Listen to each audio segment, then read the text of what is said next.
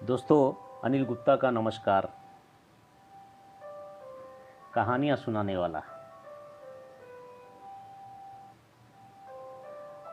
आज मैं कहानी श्रृंखला मिलन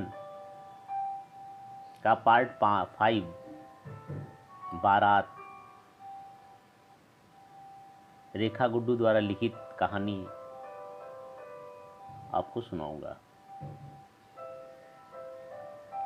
अभी तक कहानी में अजय और सुनीता की शादी की तिथि तय हो चुकी थी और उनके घरों पर शादी की पारंपरिक रस्मों का आयोजन हो रहा था। हल्दी रस्म का आयोजन भी अजय और सुनीता के वहाँ हो गया था। अब अजय के घर से बारात जानी थी। तैयारियां शुरू हो गई थी। हल्दी समाप्त होते ही बाबूजी सोफे पर बैठ गए और बारात जाने वाली लिस्ट लेकर अजय और उसके भाइयों को से पूरा विस्तृत ब्यौरा ले रहे थे कि कल सुबह ही बारात जानी है। सभी तैयारियां पूरी हो गई कि नहीं, क्या छूट रहा है। उसकी जिम्मेदारी भी अब आने वाले नए नज़दीकी रिश्तेदारों को दी जाने लगी। अजय के मामा जी, जीजा जी, फूफा और चाचा जी सभी आ गए थे। हाँ, एक विशेष बात, अजय के मामा जी की मूछें डाकुओं जैसी थी। छोटे बच्चे देख लो तो डर ही जाए। अजय के मामा, चाचा और फूफा जी में खूब पड़ती थी। बारात जाने के लिए एक बस की बुकिंग हुई थी और 2-3 छोटी गाड़ियां थी। अजय के छोटे भाई के मित्र तो अपनी एक पर्सनल गाड़ी ही ले लिए थे।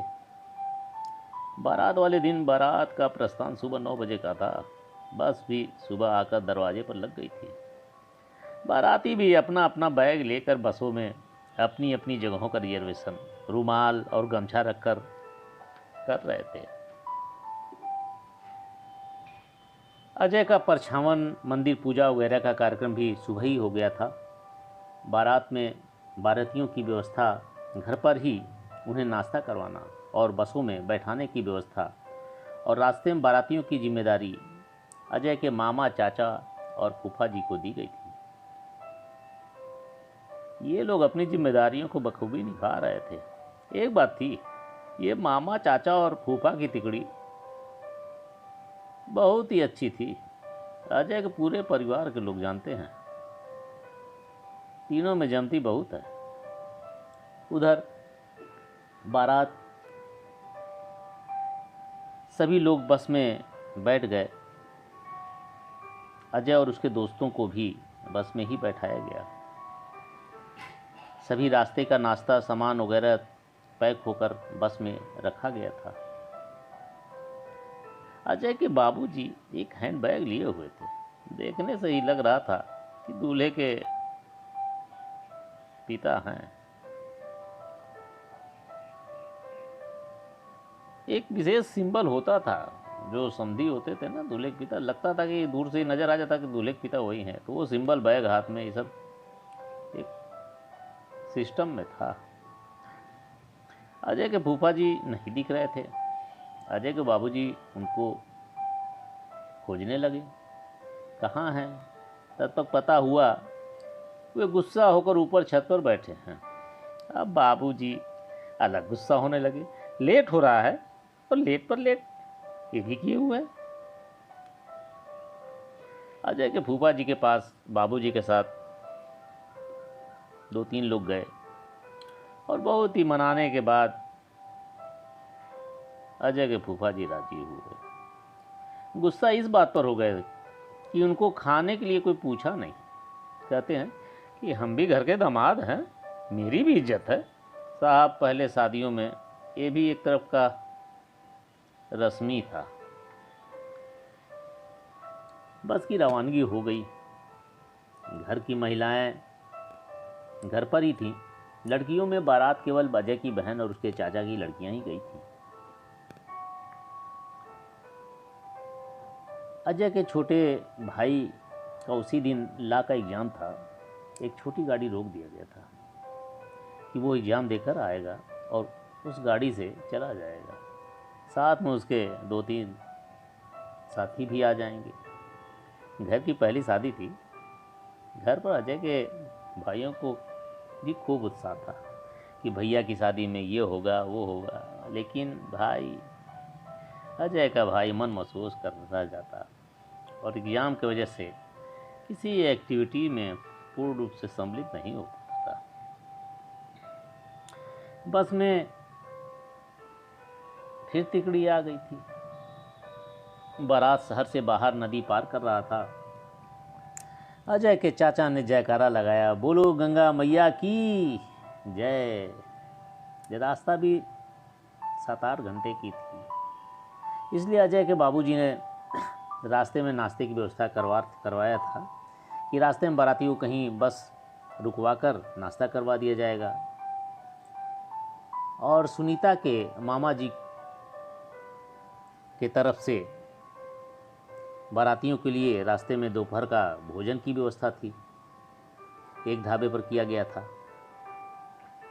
रास्ते में बस पंचर हो गई। सभी बाराती लगभग बस के नीचे उतर गए।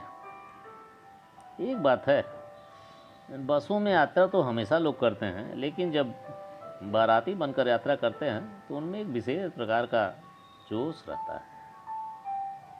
बस ठीक हो गई, चलने को तैयार हो गई, सभी बाराती बैठ गए, लेकिन अजय के मामा, चाचा और फूफा जी नहीं दिख रहे थे। अब तिकड़ी को उतर कर लोग खोजने लगे। तब तक दूर मेड़ से आते हुए दिखाई पड़े। वहीं ताड़ी की दुकान थी, ताड़ी पीने लगे थे। बाबूजी तो बहुत ही गुस्सा हुए जा रहे थे।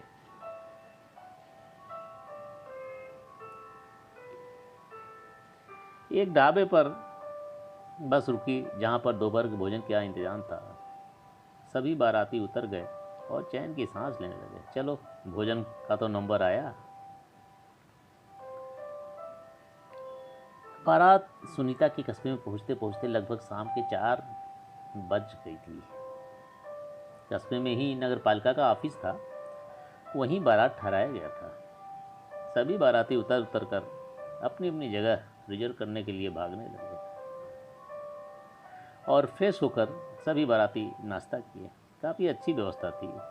अरे, बाराती को चाहिए क्या, दूल्हे को दुल्हन और बारातियों को सेवा सत्कार। तो देखने से ही लग रहा था बाराती काफ़ी संतुष्ट थे। बारात उठने का समय हो गया था।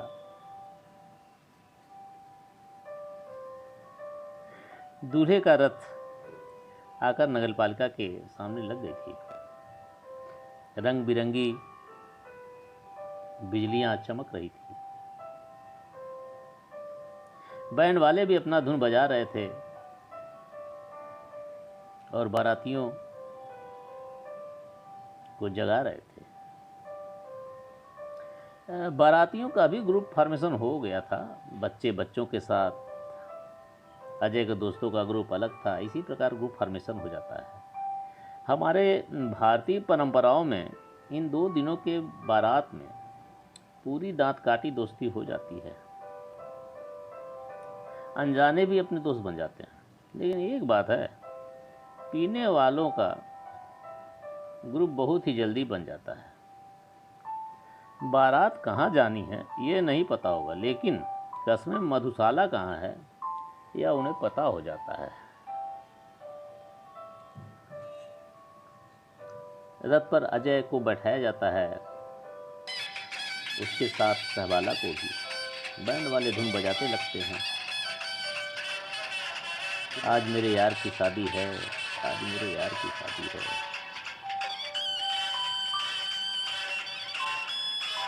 अजय तो रथ को बड़े अजीब नजर से और चंबड़ी होकर देखता ही रहता था। देखे भी ना क्यों, पहली बार इस प्रकार के रथों को जो देखा था।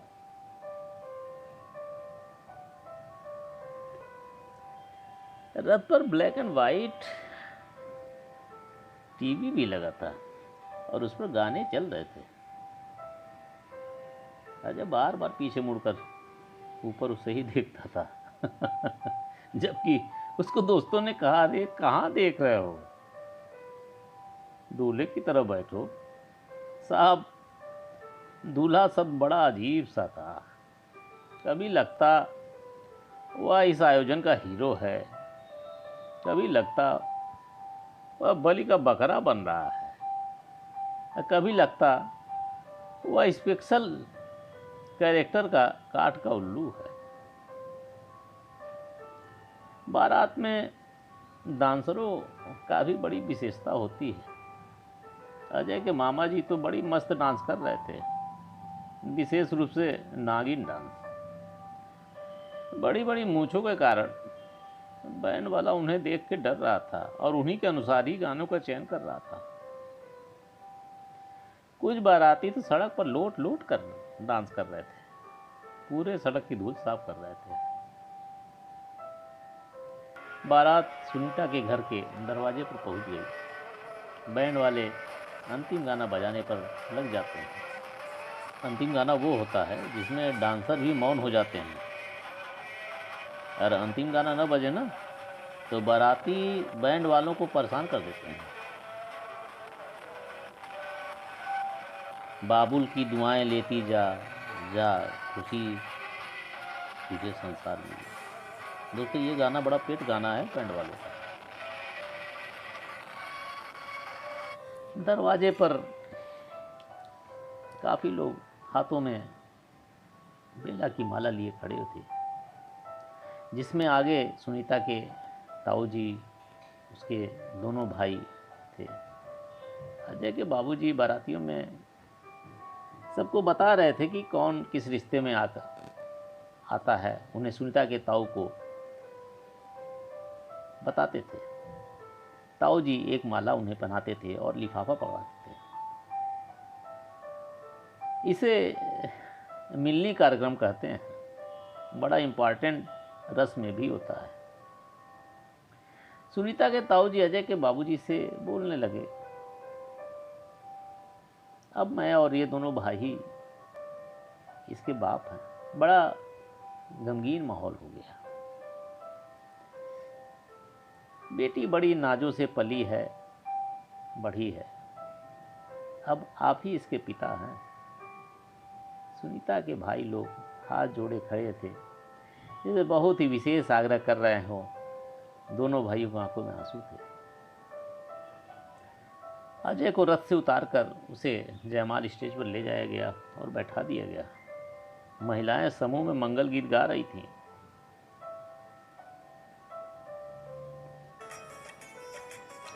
और परछावन का कार्यक्रम होने लगा। सुनीता के घर की कई महिलाएं अजय के परछावन कर चुकी थीं। तभी आवाज आता है, ताई जी आइए। सुनीता घर की सबसे बुजुर्ग महिला थी। कई लोगों के सहयोग से उन्हें स्टेज पर चढ़ाया जाता है।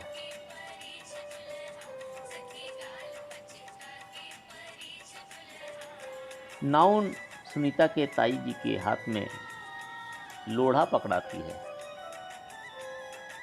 तब तक ताई जी के हाथ से लोढ़ा नीचे ही गिरने वाला था। भारी था ना। लोढ़ा उसे कहते हैं जो घरों में यूज होता है, सिल लोढ़ा। अब तो शायद नए ज़माने में कहीं यूज ही नहीं होता है। तो सिल लोढ़ा में लोढ़ा एक बहुत इंपॉर्टेंट पार्ट, उसकी भी पूजा होती है। नाउन पकड़ ली लोढ़ा, भारी था ना। खैर अजय का परछावन लोढ़े से करने लगी। तभी अचानक लोढ़े का बैलेंस बिगड़ गया और वो अजय के गाल पर तेज से लगा। अजय तो गिरते गिरते बचा। हाथ से गाल पकड़कर हंसने लगा। तभी कुछ महिलाओं का आवाज आने लगा, लागत बा दुल्हवा के गलवा पे चोट लग गई। अजय उन महिलाओं को अपने अचंभित और विचंभित नज़रों से देखने लगा। अजय क्रीम कलर का प्रिंट सूट पहना था। जीवन का पहला सूट पहना हुआ था, जीवन की संगनी नारे के लिए। सुनीता की कुछ सहेलियां भी आई थीं। वो स्टेज के पास ही खड़े होकर तरह तरह के कमेंट कर रही थी कि अजय कुछ बोले। लेकिन अजय को भी खूब विशेष निर्देश था कि मुंह पर रुमाल रखे रहना। अजय वैसे ही कुछ कर रहा था। स्टेज के एक तरफ अजय के दोस्त भी थे। वे अजय को ध्यान न देकर सुनीता की सहेलियों पर ज्यादा ध्यान दे रहे थे। तभी कैमरामैन वहां से गायब हो गया और फोकस उधर कर दिया जिधर सुनीता आ रही थी। दुल्हन के भेष में लग रहा था कि धरती पर कोई अप्सरा उतर आई हो। साथ में उसने अगल बगल की दो छोटी छोटी लड़कियां परी के तरह हाथों में थाली लिए हुए थी जिसमें दीप चल रहे थे। सुनीता स्टेज पर पहुंची लेकिन नज़र मिलाकर नहीं देखी, नजरें झुकी हुई थी। उसकी दीदी ने उसे आरती थाल पकड़ाया और अजय की आरती करने को बोली। सुनीता अजय के सामने प्रज्वलित दीप से अजय की आरती करती है। उसके बाद उसे और अजय को फूलों का हार पकड़ाया गया। उस समय का दृश्य ऐसा लग रहा था जैसे राम सीता विवाह हो रहा हो।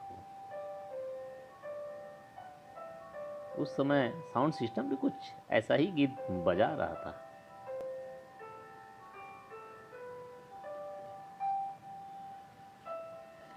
फूलों का हार पहले सुनीता को पहनाने को कहा गया। उधर अजय के तरफ के उसके दोस्त उसे गोद में उठा लिए। अब सुनीता हार कैसे पहनाए? तभी पहलवान टाइप दो लड़के सुनीता के भाई आए और सुनीता को उठा ली। सुनीता ने वरमाला अजय को धारण करवा ही दिया। अजय ने भी वधू को फूलों के हार धारित करवा दिया। तालियां बजने लगी। फूलों की बरसात दोनों तरफ से होने लगी। अजय के तरफ के बाराती अपना अपना माला तोड़कर पोस बरसा करते तो सुनीता की तरफ तो पूरी व्यवस्था थी ही।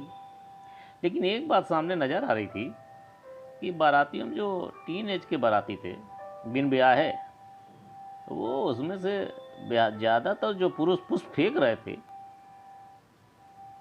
वो तो इशारा बर वधू की तरफ होता, लेकिन पुष्प वर्षा दूसरी तरफ हो जाती जिधर टीनेज लड़कियों का झुंड था। तभी खन खन की आवाज़ करते हुए पैसों की बारिश होने लगी। अरे पैसों के साथ साथ मोदक भी बरस जाता और बतासे भी गिरने लगी। अब तो अजय के तरफ की बाराती सेना जो पुष्प वर्षा कर रही थी वो घायल होने लगी और अपना स्थान छोड़कर पीछे हटने लगी। तभी एक लड्डू कहीं से आकर अपना प्यार अजय के नाना जी को दे दी। नाना जी वहीं सिर पकड़कर बैठ गए और कहने अरे बाप रे, और मूर्छित होने लगे। अब हल्ला मचने लगा कि ये कौन सा स्वागत है।